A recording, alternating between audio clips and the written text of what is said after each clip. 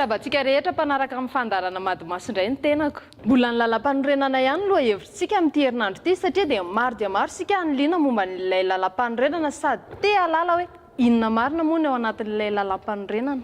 Reto avy ary ny fanontaniana miaraka aminy. Fanontaniana voalohany, hainao ve inona no atao hoe lalam-panorenana? Fanontaniana faharoa, misy andininy fantatrao mitarika amin'ny fampandrosoana na mitondra tombontsoa amin'ny fiainantsika isam-batan'olona ve ny lalam-panorenana? Fanontaniana fahatelo, fantatrao ve ny andininy voalohany amin'ny lalam-panorenana malagasy? Mba lazao ary. Ireto avy ary ny vidéo avy any amintsika nandritra ity herinandro ity. Hainao ve hoe inona ny atao hoe lalam-panorenana? Tsy tena fantatro fa henoko amin'ny vaovao fotsiny fa ny tena antony sy ny anona tsisy fantatro mihitsiny dia ohatran'ny tsisy mampahafantatra an'izany mihitsy ohatran'ny hoe heno matetika fotsiny hoe lalam-panorenana. Ny atao hoe lalam-panorenana dia teny roa natambatra izany hoe lalàna sy fanorenana. Io dia tokony arahan'ny fanjakana, tokony hoe lalàna arahan'ny fanjakana izany ny ankapobeny. Tsy fantatro ny lalam-panorenana fa fantatro fotsiny hoe misy ny lalam-panorenana. Dia hoe mampatonga anazy tsy fantatro fa afantarako anazy hoe ny mpanao politika izao no tena mampiasa ny lalam-panorenana. Dia tsy afantarako anazy koa izany tsy dia nianarana ilay lalam-panorenana. Tsy dia nasiana halanjany loatra izany aminahy tamin'izay nianatra. Mampalahelo be. Raha ny fahalalako azy dia misy teny roa hoe lalàna dia fanorenana.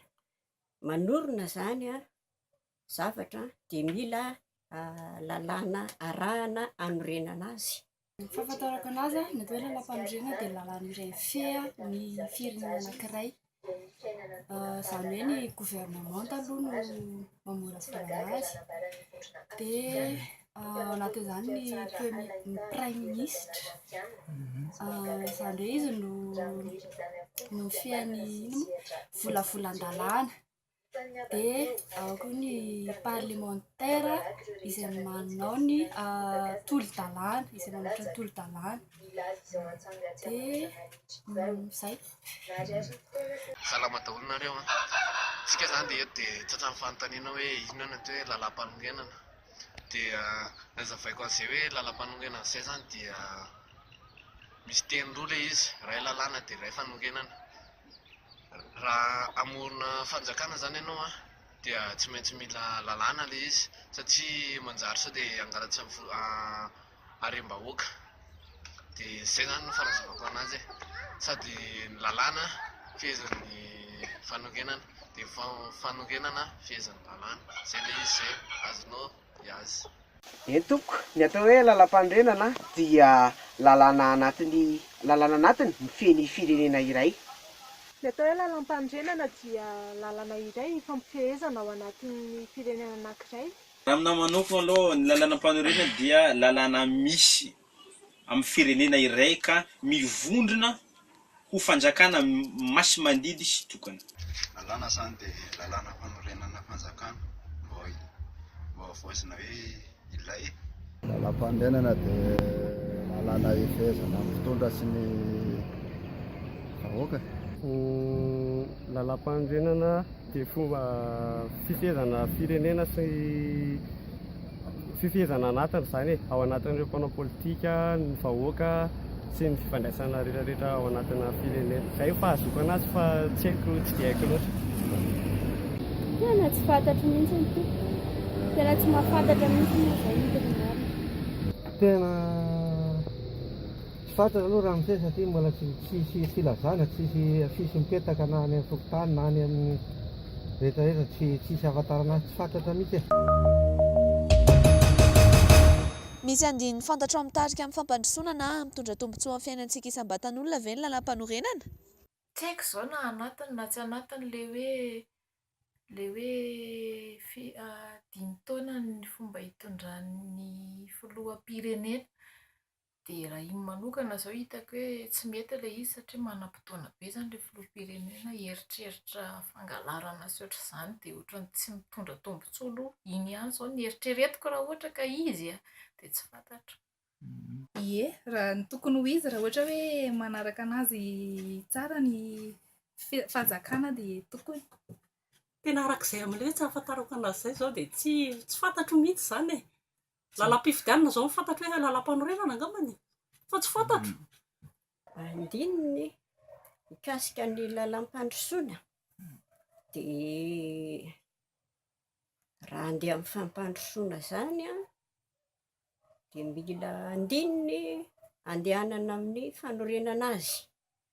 Dia ohatra izany hanorina fandrosoana malagasy sika dia tokony atao amin'izany dia miainga amin'ny fananana malagasy, ny fototra malagasy a, izany hoe ny harena malagasy a, harena azo trandrahana eto amin'ny Madagasikara mba hahatonga ny Madagasikara hiorina tsara malagasy.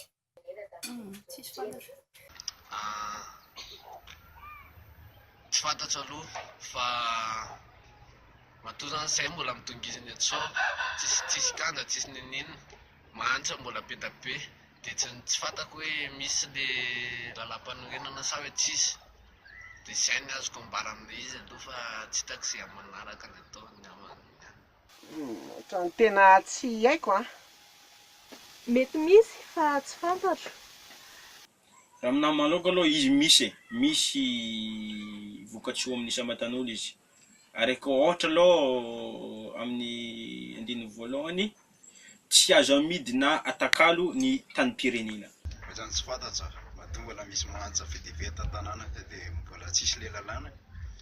Misy ihany eo amina karaky ny alany hoe misy mitondra misy tsy mitondra. Amiko manokana aloha tokony hampitondra ilay izy izany fa mbola betsaka ny olana tsy haiko ao anatina communication ve sa tsy haiko ohatrohatr'izany fa tokony hampivoatra ilay izy. Fantatrao ve ny andininy voalohany amin'ny lalam-panorenana malagasy? Mba lazao raha fantatrao. Tsy fantatro. Mety hoe tsy fantatro, mety hoe ny olona momba ny condition mahiratsahana ho filoham-pirenena. Ie, momba ny tany. Dia mbola verika fa tsy fantatro.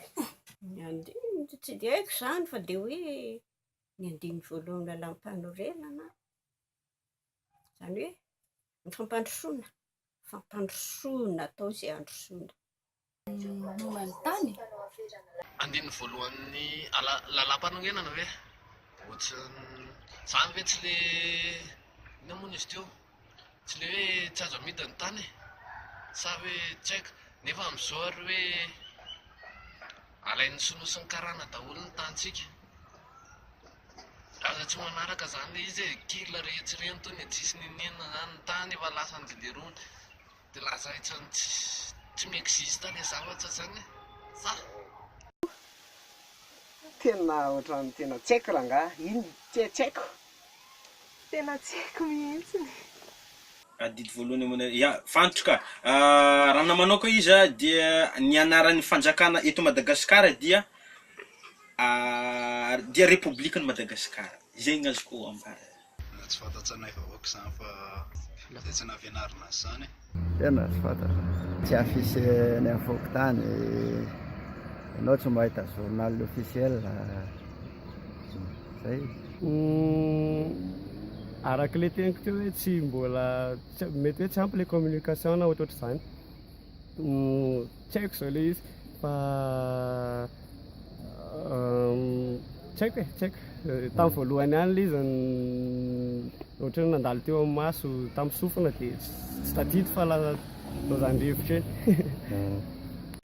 Tena tsy fantatro koa satria ilay izy tsy afisian'ny fokontany. Tsy fantatro mihitsy e. Tena tsy mahafantatra raha miseraka. Tsy fantatro mihitsy izany. Ny andininy voalohany amin'ny lalam-panorenantsika malagasy moa izany dia manazava sy mamaritra ny antsoina hoe sarta republikanina.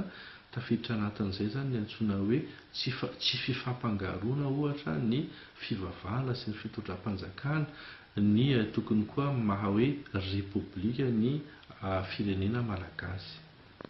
Tena io zao ny olana satria ilay izy tsy miparitaka, tsy mahafantatra ny vahoaka majinika dia tsy mahafantatra ihany koa zany.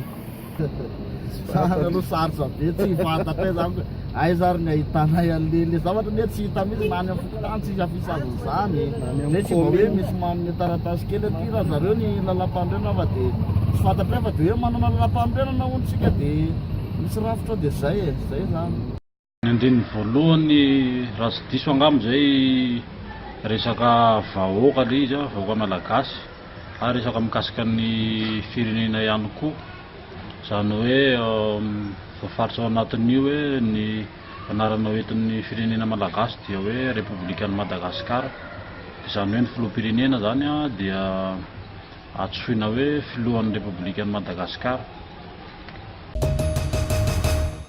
Ny atao hoe lalam-panorenana dia lalàna iray fototra iorenan'ny firenena anankiray. Rehefa natao ny fanadihadiana dia maromaro ihany isika no mahalala ny atao hoe lalam-panorenana. Misy koa anefa ny izay tsy mahalala ny voarakitra ao anatin'ilay izy. Ny anton'izany dia ireto. Ny antony voalohany tsy halalan'ny malagasy izay voarakitra ao anatin'ny lalam-panorenana dia tsy ampy ny fahampahafantarana eny anivon'ny fokontany sy ao anatin'ny fanabeazana. Izany hoe tokony atao tafiditra ao anatin'ny fandaharam-pianarana ny lalam-panorenana. Ny antony faharoa ihany koa dia ny hainao manjery malagasy tsy dia mampafantatra loatra n'izany.